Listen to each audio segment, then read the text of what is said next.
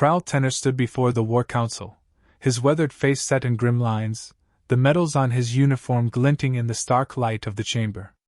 Around him, the air was thick with anticipation and the hum of interstellar maps flickering in the background. "Esteemed leaders," Krall began, his voice carrying across the room, resonant and seasoned. "I have stood on the front lines of 50 battles, and I tell you this, do not underestimate Earth." General Voser, resplendent in his ceremonial armor, scoffed openly, drawing the eyes of the younger officers. "A primitive planet, Krall.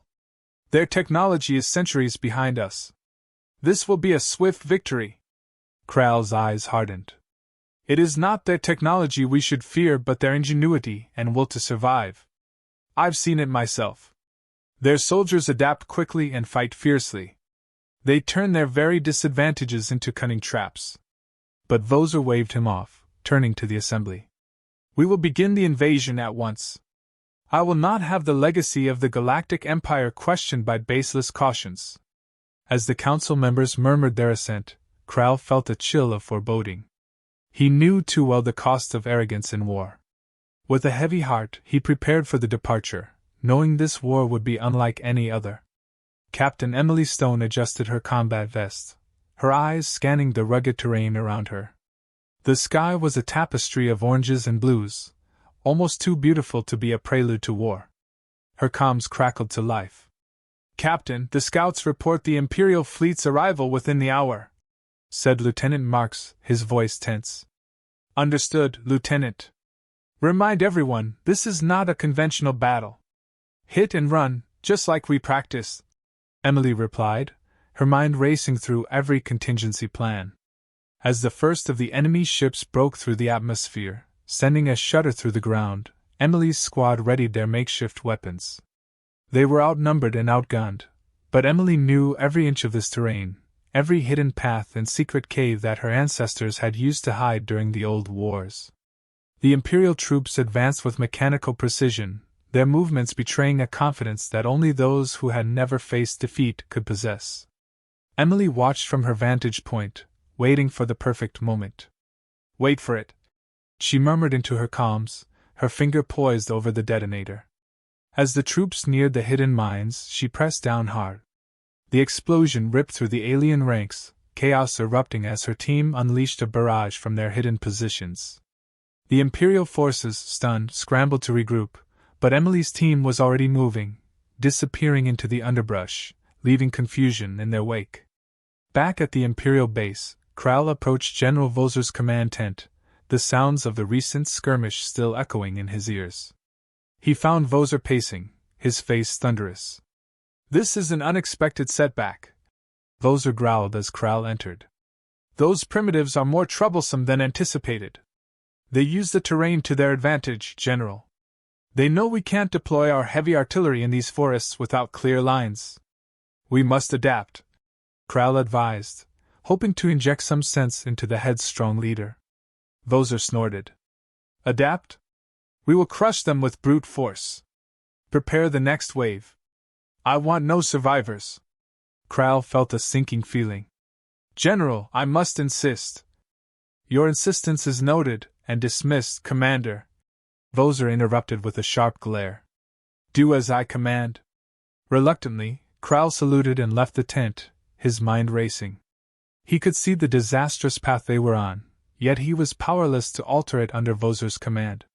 He needed to find another way to save both the Imperial forces and the Earthlings they underestimated so fatally. As night fell, Emily convened with her team in an abandoned farmhouse, maps spread out before them. The mood was tense but determined. "We hit them hard today, but they'll come back stronger," Emily said, her eyes scanning the faces of her team. "We need to keep moving, keep them guessing. Marks, take your squad to the northern ridge tomorrow. Rig the passes with explosives." "What about resupplies?" asked Sergeant Hawk, a hint of concern in his voice. "We have caches hidden away. We'll make do with what we have. This is our home, and we know it better than they ever will," Emily stated firmly, instilling confidence with her resolve. The team nodded, their spirits buoyed by her leadership. They were ready to fight, to protect their planet, no matter the odds. As they dispersed to grab a few hours of rest, Emily stayed behind, looking over the maps. She knew this war was just beginning. Each skirmish was a test of their endurance, their will to resist. And she was not about to let her planet fall without a fight. She whispered to the silent room. For Earth. Kral, meanwhile, lay awake in his quarters, the weight of the coming days pressing down on him. He had to act, and soon, or witness the fall of another world to the blind ambition of the Galactic Empire. His decision was clear. He would reach out to the Earth forces, offer his knowledge. It was a risk that branded him a traitor to his people, but if it meant saving lives, it was one he was willing to take. As dawn broke, the war continued, but hidden movements and secret alliances began to shift the tide in ways either side could have predicted. Kral Tenor paced the confines of his sparse quarters, every step echoing the turmoil within. He had made a decision, one that could very well mark him as a traitor to the Galactic Empire but might also save countless lives. He tapped into his secure communicator, initiating a contact that might change the course of the war. Captain Stone, this is Kral Tenor. I believe we have much to discuss.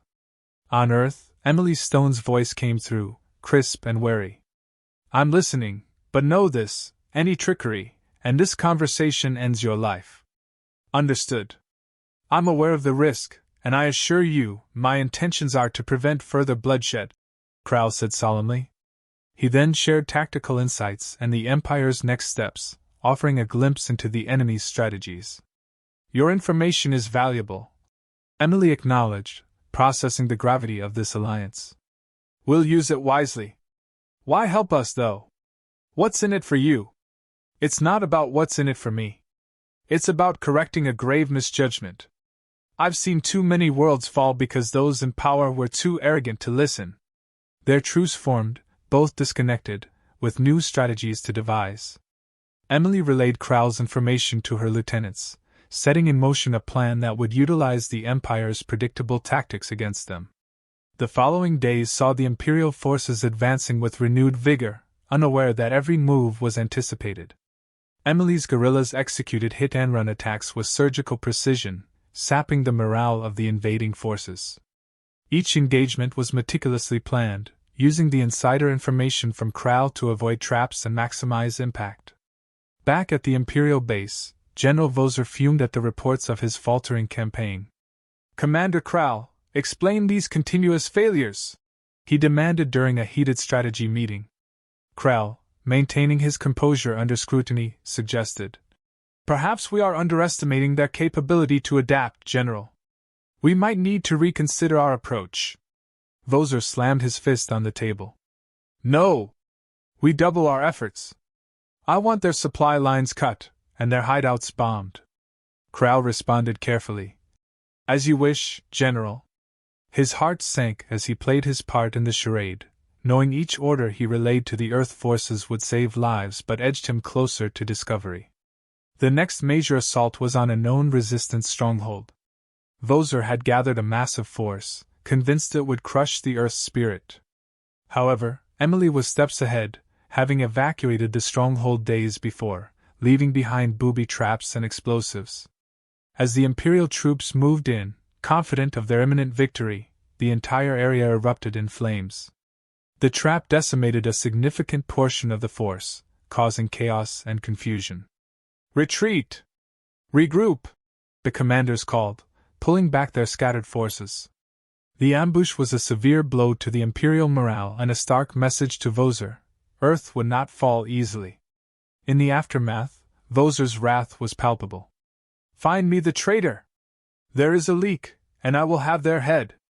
Kral watched from the sidelines, his role as a double agent growing more perilous by the day.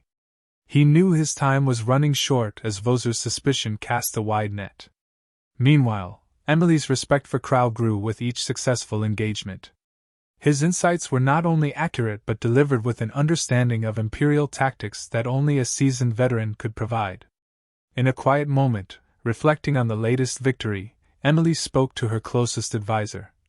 Kral is risking everything. We must ensure his safety when this is over. He's earned that much. Agreed, her advisor nodded. But let's not forget, he's still one of them. Trust cautiously. Emily pondered the wisdom in those words. She knew the complexities of war often made strange bedfellows, but Kral's actions spoke of a deeper conviction. As the war progressed, the tactical edge provided by Kral allowed Earth to mount a significant offensive. The next confrontation was planned not just as a skirmish, but a decisive blow that could shift the entire tide of the war. Kral, aware that this might be the last piece of information he could safely relay, sent the details of an upcoming Imperial supply convoy, heavily guarded yet crucial to the Empire's continued efforts. Emily's forces prepared meticulously, setting up an ambush that would cut off the vital supplies to the Imperial troops. As the convoy entered the narrow pass they had chosen as the battleground, Earth's forces struck, a perfectly timed assault that left the convoy in ruins and the supply lines in disarray. The impact of the attack was immediate and devastating to the Empire's campaign. It was a victory that echoed not just on Earth but across the galaxy, signaling a turning point in the resistance against the Galactic Empire. As the news of the attack spread, Vozer's position became untenable. Accusations of incompetence and calls for his removal stirred within the Empire's high command.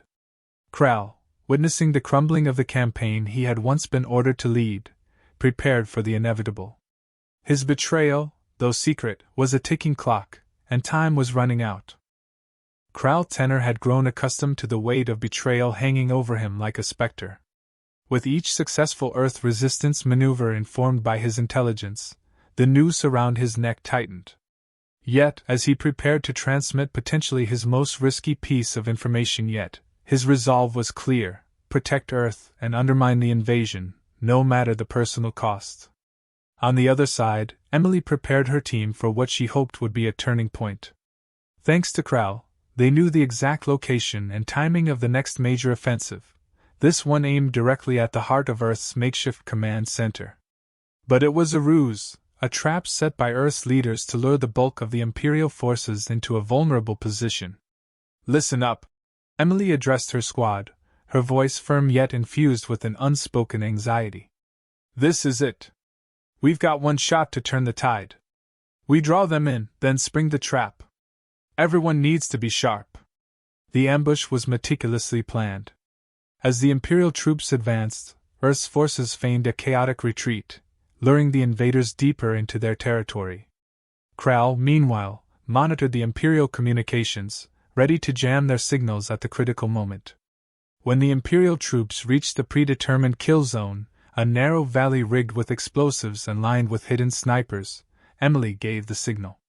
Explosions roared through the valley, and Earth's fighters descended upon the disoriented invaders with a ferocity that echoed through the ranks of both friend and foe.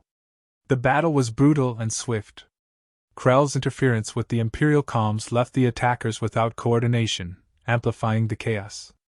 As the dust settled, the once mighty Imperial battalion lay in ruins, its survivors retreating in disarray. Back at the Imperial command, news of the devastating defeat reached General Vozer. His rage was palpable, his face a mask of fury and disbelief. How? He roared, slamming his fist against the war table. How do they keep anticipating our moves? It's clear we have a traitor in our midst, his advisor suggested, a hint of accusation lacing his tone as he cast a sideways glance at Kral. Kral felt the weight of suspicion settle upon him, but he maintained his composure. Perhaps, he conceded, his voice steady, but consider that we might simply be underestimating their capabilities. Vozer, however, was beyond reason. No more games, he snarled. It's time we ended this, once and for all. Prepare the Omega Protocol. The Omega Protocol was a series of devastating orbital strikes, designed to obliterate resistance with sheer firepower. The use of such weapons was a last resort, signaling both desperation and a disregard for the collateral damage to the planet. Kral knew he could not allow it to proceed. His next actions would not only determine the fate of Earth but also undoubtedly reveal his duplicity. He needed a plan, and quickly. Meanwhile, Earth celebrated their hard-fought victory, unaware of the greater danger looming overhead. Emily, while reviewing the aftermath with her lieutenants, remained cautious. Stay alert, she warned. "They'll be coming back at us with everything they've got." True to her words, the Empire mobilized its orbital platforms, preparing for a full-scale assault. Krell, in a desperate move, reached out to Emily one last time. "The situation has escalated," he warned her, his voice tense over the secure line. "Voser is planning an orbital strike, the Omega Protocol.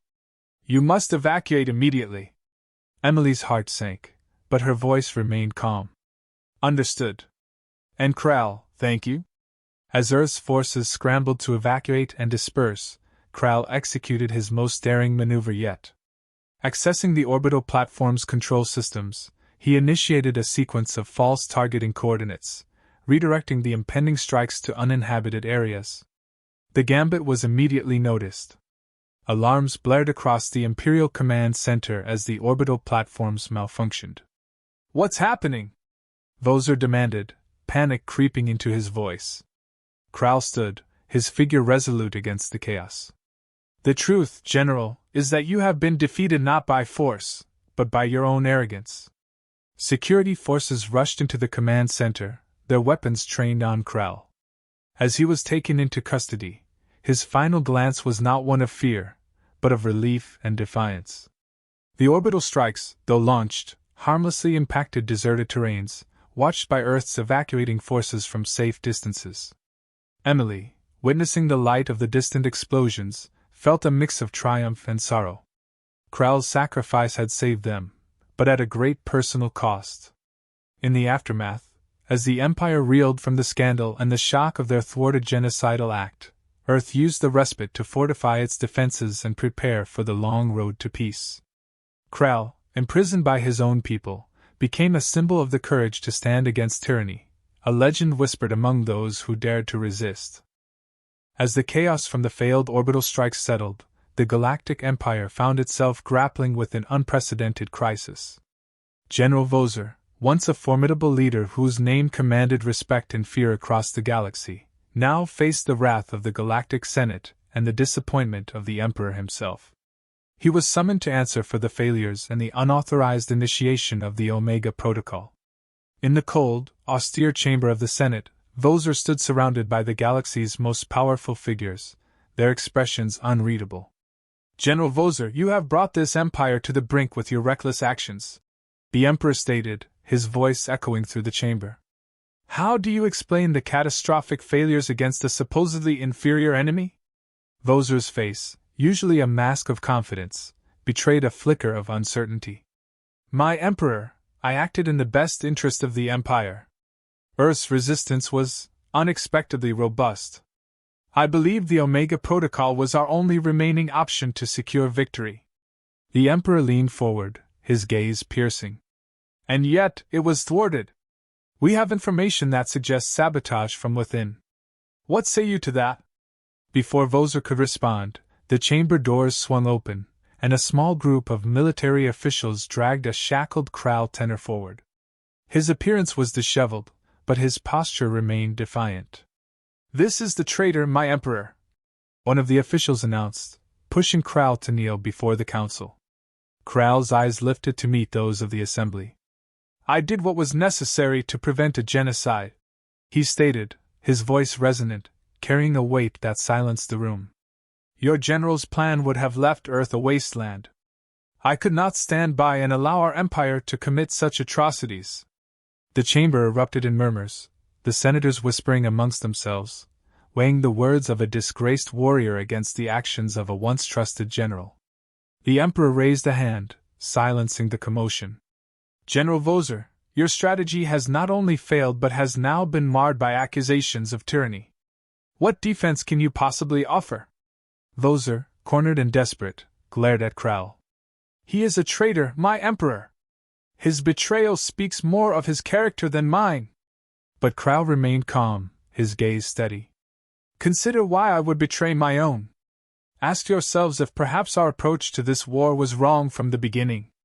The debate raged on, the senators divided, the Empire's ideology of domination challenged by Krell's impassioned defense of Earth's right to exist as a sovereign world. Meanwhile, back on Earth, Emily Stone watched over her people as they rebuilt. The news of Kral's trial had reached them, stirring a mix of hope and concern. "He's standing up for us, even now," she told her team as they gathered around the newly established communication hub, listening to the live feed of the trial.